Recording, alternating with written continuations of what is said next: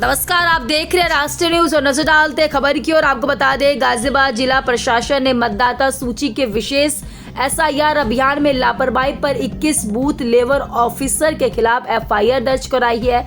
यह कार्रवाई निर्वाचन प्रभारी की शिकायत पर चुनाव आयोग के निर्देशों का पालन सुनिश्चित करने के लिए की गई है। वहीं बता दें, आपको आरोप है कि बीएलओ ने फॉर्म वितरित नहीं किए हैं, हस्ताक्षर एकत्र नहीं किए गए हैं और जिससे जो है अभियान जो है प्रभावित हुए हैं। 4 नवंबर से 4 दिसंबर 2025 तक चल रहे इस अभियान में बीएलओ को घर घर जाकर के सत्यापन की जिम्मेदारी दी गई थी।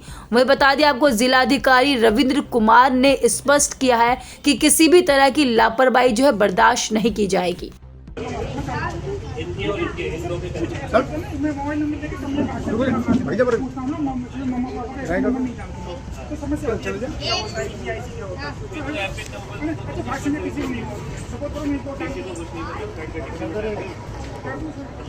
यही आपको बताया जा रहा नहीं बाद में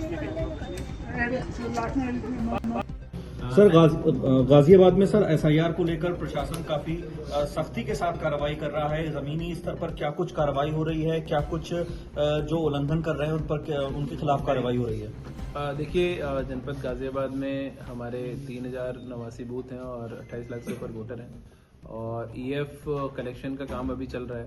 तो हमारे सभी बीएलओज, हमारे सुपरवाइजर्स, उनके लिए हमने सेक्टर ऑफिसर्स, सभी हमारे जो डिस्ट्रिक्ट लेवल ऑफिसर्स हैं उनको भी सुपरवाइजर ऑफिसर्स के रूप में एडीएम स्तर के ऑफिसर्स को भी लगाया है। और अभी लगभग हमारा 30% के लगभग काम कंप्लीट हुआ है और बाकी कार्य कंप्लीट होना है। आज 27 तारीख है। सभी बीएलओज को हमने फील्ड में एक्टिव रहकर घर घर जाकर और ईएफ फॉर्म कलेक्ट करने के निर्देश दिए हैं।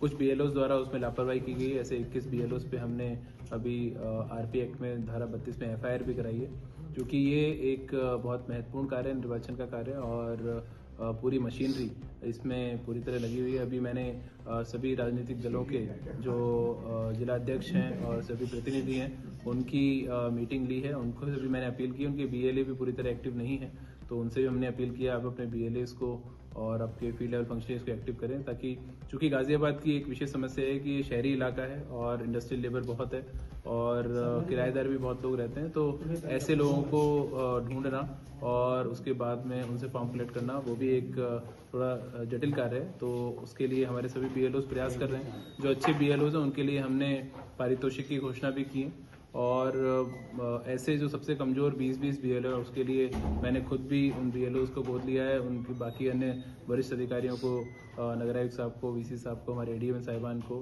और भी 40 ऑफिसर्स लगाए हैं। हम लोग भी फील्ड में अभी जाके उनके साथ में कलेक्शन का कार्य करेंगे। जहाँ पे लोग नहीं मिल रहे हैं हमें, तो वहाँ पे स्थानीय पार्षदों को, पूर्व पार्षदों को, बूथ लेवल एजेंट के लिए हमने कहा है कि उनके माध्यम से हम लोग कलेक्शन कराएं, अनाउंसमेंट करवा रहे हैं। इस शनिवार और रविवार को हम लोग ऐसे जो मिसिंग वोटर्स हैं, तो जो नहीं मिल रहे हैं हमें, उनकी सूची हम लोग बूथ पे चस्पा करा रहे हैं। और आपके माध्यम से मैं अपील करना चाहूँगा हमारे सभी गाजियाबाद के मतदाताओं से, जिसने भी अपना ईएफ फॉर्म प्राप्त किया है वो तत्काल अपने बीएलओ को फॉर्म प्रदान कर दें, ताकि हम उसको समय से डिजिटाइज कर दें। और ऐसे लोग जिन्होंने अपना एड्रेस अगर चेंज कर लिया है, तो और पिछले चुनाव में आपने जिस बूथ पे वोट दिया था, हो सकता है आपका ईएफ फॉर्म उस बीएलओ के पास हो, तो आप वहाँ के बीएलओ से संपर्क कर लें। नंबर मैंने सोशल मीडिया पे डाले हैं। हमारे डिस्ट्रिक्ट एनआईसी की वेबसाइट से भी आप सभी बीएलओ के नंबर देख सकते हैं, मौके पे भी जा सकते हैं, तो वहाँ से आपको ये फॉर्म मिल जाएगा। कोई समस्या अगर आती है तो आपके संबंधित तहसील में या कलेक्ट्रेट में हमने सुविधा केंद्र बनाए, तो यहाँ पर आकर भी आप हमारे निर्वाचन कार्यालय से संपर्क कर सकते हैं, तो यहाँ से भी हम आपको फॉर्म दे देंगे।